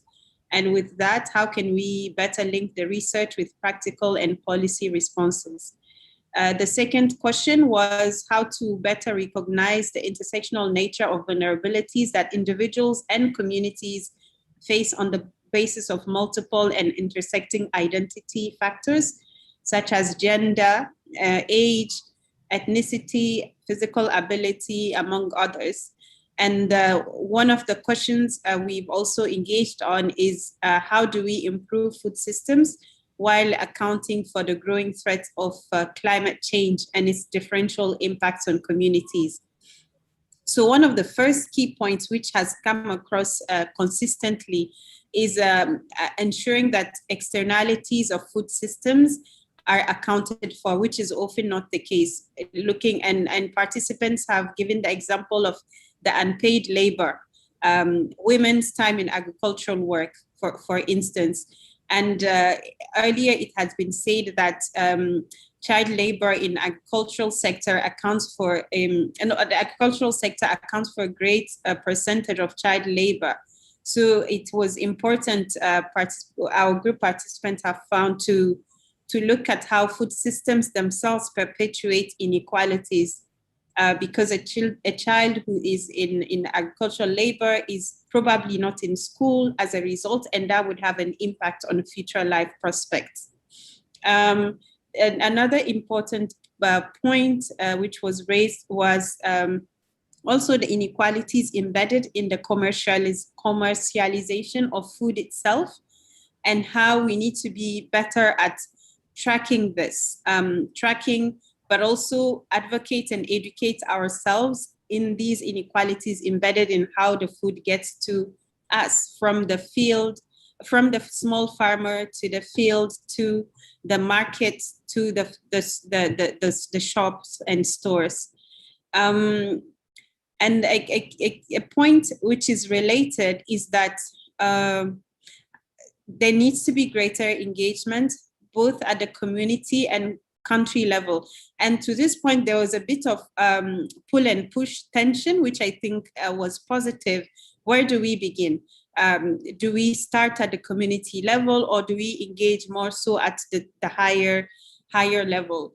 And I think points were made that we need to look at subsystems that make production unequal, while also engaging with policy levels.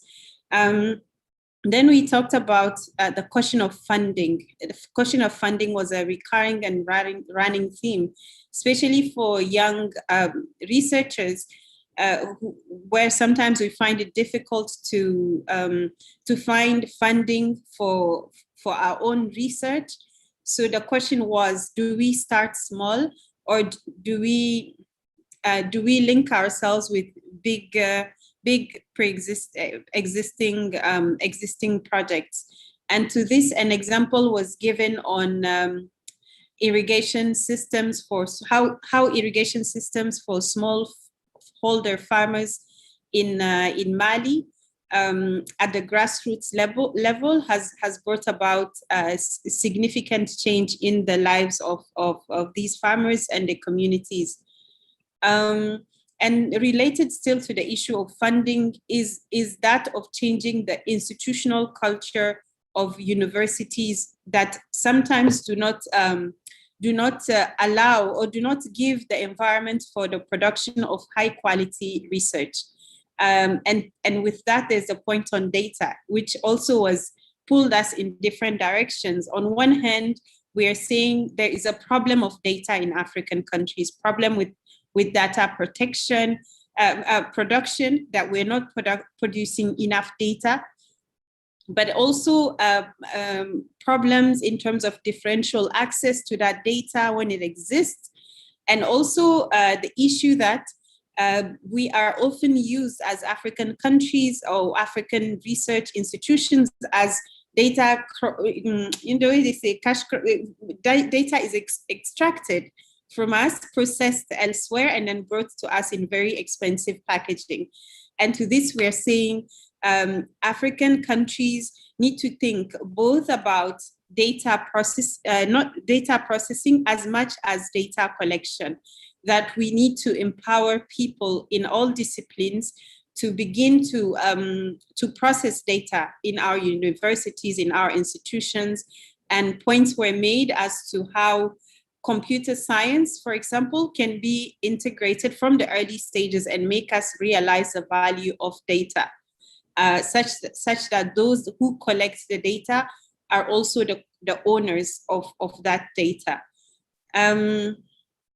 There were also points made about investing in research. Is it a problem, or does the problem lie elsewhere? And here there were points made about policy level actors who find it difficult, who do not simply see research as a worthy space to invest in. So we've seen the trade-off between the short-term and long-term, the short-term and the long-term here, in that a lot of policymakers want to see immediate short-term results, whereas research is a long-term engagement that requires sustained investment. And how do we change that was also a question it was also a question on which we engaged a lot. Still on the data on which we spend a significant amount of time, which speaks to just how important it is to most of us. We have talked about the need to begin to create, related to data processing, to begin to create repository of, for example, food data banks. What are the different types of millets we have in the Sahel, for example? Sometimes to be able to find that data, you need to go to Nebraska, which is so crazy, right? So how do we ensure, there is a need to ensure that there are major repositories created on various different types of food which are indigenous, local to our communities.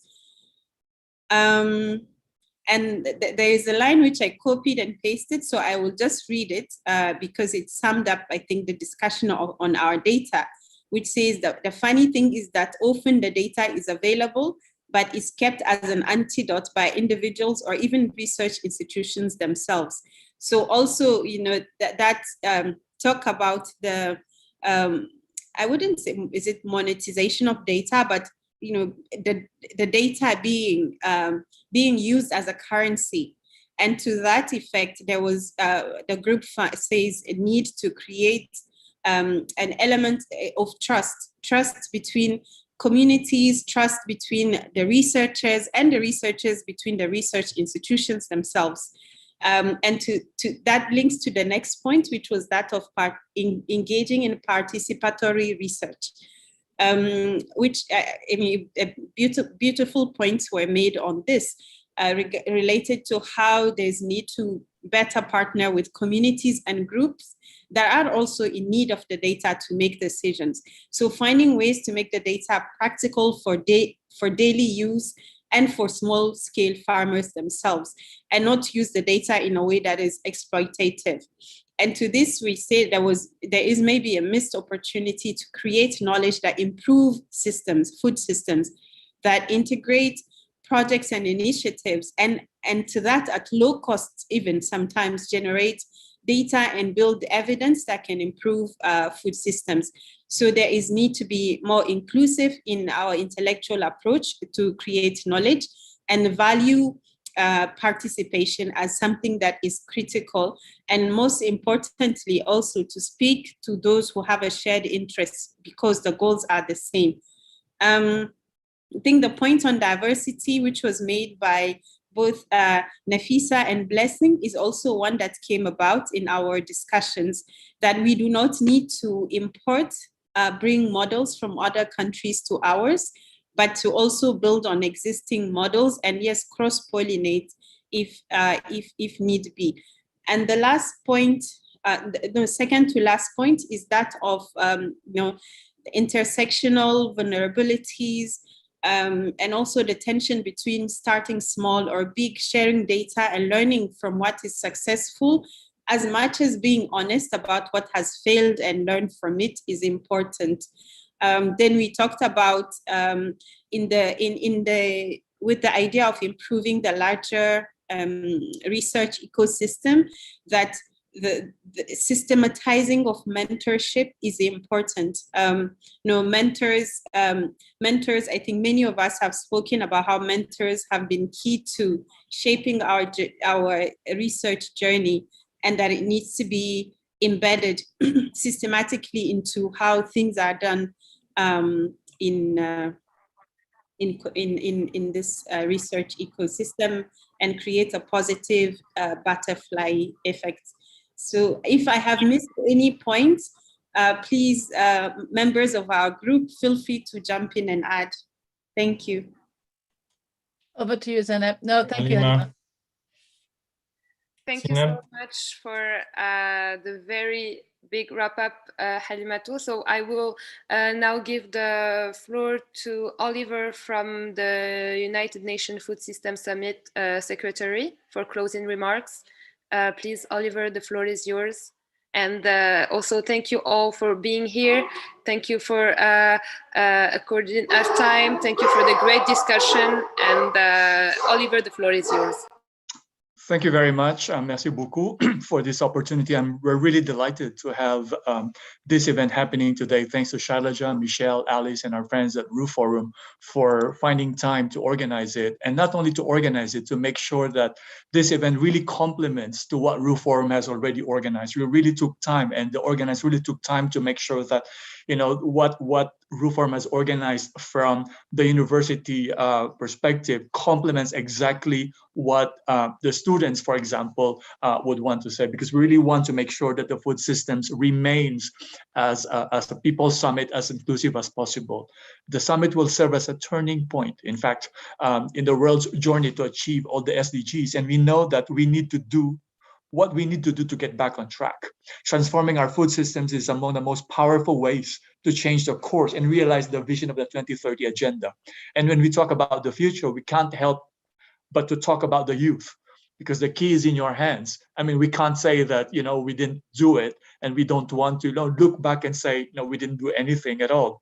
And And I think it becomes a very powerful thing to be able to express with no holds bar what you think. And I'm really delighted that you know, from what I've heard, you were not holding back in terms of what you see needs to be corrected, what needs to be put up front, because we don't have to be politically correct to say all these things. And this is precisely the reason why we're counting on youth, the young ones and the ones young, to really make sure that we are bringing this out, because we have to listen to what you've got to say.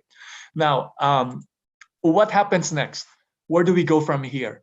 First, I think we really need to make sure that we are able to record, document what is happening right now, what you have just discussed, because this needs to be fed back to the summit process. We have a team that is looking at what is happening out of all the independent dialogues, including this one. It is being synthesized, and we're trying to identify what are the trend-setting ideas that are coming out. Because what happens is we want to highlight those trend-setting ideas, because these will all feed into the Secretary General's call to action.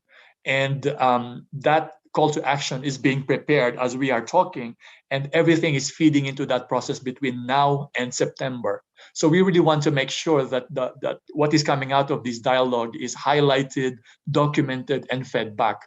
If we want to make sure that we are raising the voice of the youth, the students, we need to make sure that what you're hearing, what you're saying, makes find its way in that political statement. It's very, very important. The second one is, out of this dialogue, there are other similar dialogues that are happening. Shailaja and Michelle are also linking up with other university and research institutions from all over the world, in other regions. And we can explore at some point what are happening in each of those, what are the ideas that are emerging, because we could link those universities, we could link those students, we could link those young professionals to make sure that the discussions and the ideas don't stay as ideas, but can basically be catalyzed to something that is more concrete. Which brings me to my third point, where we are also trying to promote within the summit the emergence of some coalitions. So you may think that, you know, if you have the energy, if you really find it useful, and you really find it very, very important to see what is coming out of of independent dialogues in Latin America, in Asia, and triangulate those efforts, those ideas from these three continents. And I am sure that there's something that is coming out of there. Make a consortium of university students, make a consortium of universities, exchange ideas on how to reform agriculture educational system. So it has to be more well-rounded, and universities would be in a position to prepare the next generation of agricultural professionals, which has that systemic and holistic perspective. And I think that is something that we could look forward to, and we really, really encourage you to continue these conversations. And the fourth point that I want to mention is, yesterday we have just opened the online registration for the pre-summit. I'll put that in the chat box. We'll make sure that you reach them, that the information reaches you, so you could register and participate even virtually, the conversations that will happen at the end of July in the pre-summit. There will be several discussions there on youth. We have a very, very strong and very, very active youth community within the Food Systems Summit, and I'm sure they will be more than welcome to let you participate in those processes. So thank you very much again. And if there's anything that we could do from our side, we're just a click away. We'll put in here our contact emails. Thank you. Merci beaucoup. Thank you, Oliver. One way forward would be keeping up the yard, but replacing maybe African by agricultural researchers dialogue. So we can take it a bit further and globally. And I thank you, Oliver, for all the support that Shailaja and I had got, along with Alice and Florence from RU Forum, from the African Researchers Network, from the Young Einstein, Next Einstein Forum. We've had every support from you, from Safina. I think this needs to be highlighted, and I want to thank also Zineb for an excellent moderation, and Francesca for accompanying us throughout all of this process. This is not the end of it. So stay tuned. Shailaja and I, and with the team, will try to compile some documents and get back to you. And as you said, Oliver, we will take this forward and make it a global forum, hopefully with the support of the Secretariat and other networks in the world, in Southeast Asia, Latin America, and maybe North Africa and the Middle East. Shailaja, the word, I'll leave it to you to close it. Thank you so much, Michelle. Thank you, Oliver. Thank you to Zeynep and Francesca, to Nafisa, Halima, and Blessing, but most of all, for all of you to take the time to share your experiences, to give us your ideas. And this is the beginning of working forward, we hope. We have a decade in which to iron out the problems and move towards a sustainable food system.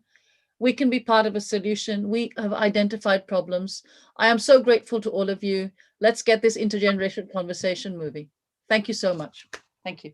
Thank you. Thank you, everyone. Thank you all. Have a great day or afternoon or evening or whatever. Thank you so much. Bye-bye. Take care. Au revoir. Bye-bye. Au revoir.